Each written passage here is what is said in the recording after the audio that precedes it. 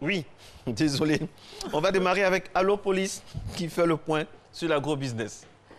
Yapi Christophe Honoré, PDG d'Agronomix, avait annoncé il y a quelques mois qu'il publierait le chronogramme du paiement de retour sur investissement, les fameux RSI, en novembre dernier. Mais finalement, c'est le 13 décembre qu'il aurait réapparu en publiant un chronogramme précis des remboursements que vous allez voir apparaître à l'écran, dont je vous laisse prendre connaissance. Toutefois, Anoma Yapi, président d'association des souscripteurs, affirme, je le cite, « Le chronogramme est bidon et ridicule. D'abord, le communiqué, bien qu'il soit signé de Yapi Christophe depuis Paris, n'est pas de lui. Ce sont ses suiveurs basés à Paris qu'il paye pour endormir les souscripteurs. Ensuite, Yapi n'a pas pu payer les souscripteurs d'Agronomix Canada. Alors, comment peut-il payer les RSI ?» L'intelligent d'Abidjan relate un drame et ça se passe à Agboville. C'est le décès de Zamba à Ouanguié, village de la sous-préfecture d'Agboville. Son père biologique, Amanvier, raconte ce qui s'est passé.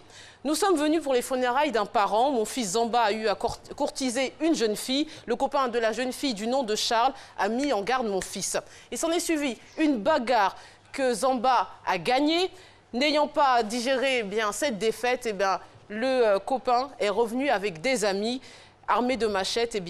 Ils ont poursuivi le jeune homme, l'ont frappé et donc sauvagement à coups de machette avant de le tuer. Malheureusement, triste affaire. L'Inter révèle les dessous de l'éviction du numéro de Canal. De Canal+. Oui. C'est le numéro 2.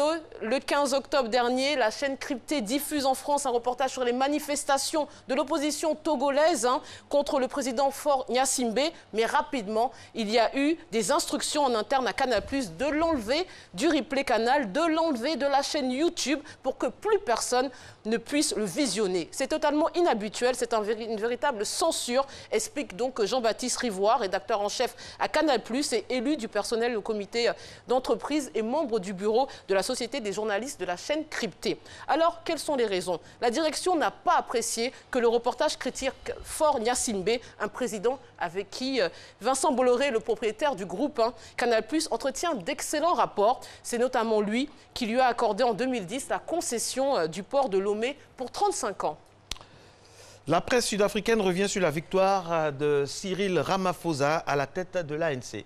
Dans un portrait du nouveau président de l'ANC, le quotidien économiste sud-africain Business Times écrit « C'est le rêve de toute une vie qui se réalise donc pour Cyril Ramaphosa. De son rôle de syndicaliste à celui d'homme d'affaires capitaliste et de politicien, le vice-président sud-africain a toujours eu ce poste en ligne de mire. Celui qui fut considéré comme le dauphin de Nelson Mandela arrive à la tête de l'ANC avec seulement 179 voix d'avance sur sa rivale Nkosazana Dlamini Zuma, et soutenu par son ex-mari, le président Jacob Zuma. Cyril Ramaphosa a maintenant la lourde tâche de mener le parti majoritaire aux élections de 2019, mais il hérite d'une organisation mal en point.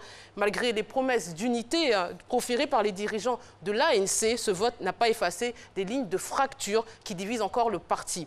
Des barons proches de Jacob Zuma ont même été élus à certains postes clés de l'exécutif. Le top 6 de l'ANC qui promeut l'unité en surface pourrait en fait compromettre la lutte contre la corruption au sommet de l'État, souligne donc le Daily Maverick sud-africain. Mesdames, attention, on parle de beauté, mais c'est dans l'insolite. Oui, après la mode des sourcils ondulés et des extensions de poils de nez, oui, vous avez bien compris, la dernière tendance beauté est encore complètement loufoque. Il s'agit des sourcils sapin de Noël, un concept qui a tout de même réussi à se dire de nombreuses maquilleuses et blogueuses à en voir tous les posts sur Instagram. Vous allez justement voir celle par qui tout est arrivé.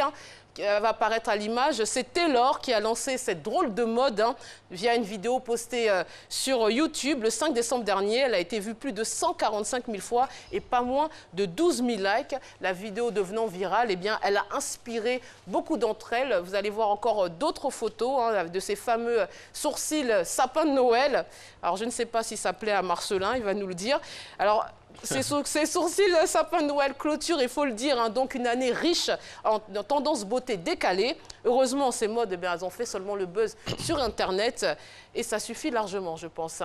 Mais bon, peut-être que Eva, on ne sait jamais, peut-être qu'elle accepterait de le mettre pour les fêtes de Noël. On ne sait jamais. Qu'est-ce que vous en pensez, Marcelin? Ça vous séduit?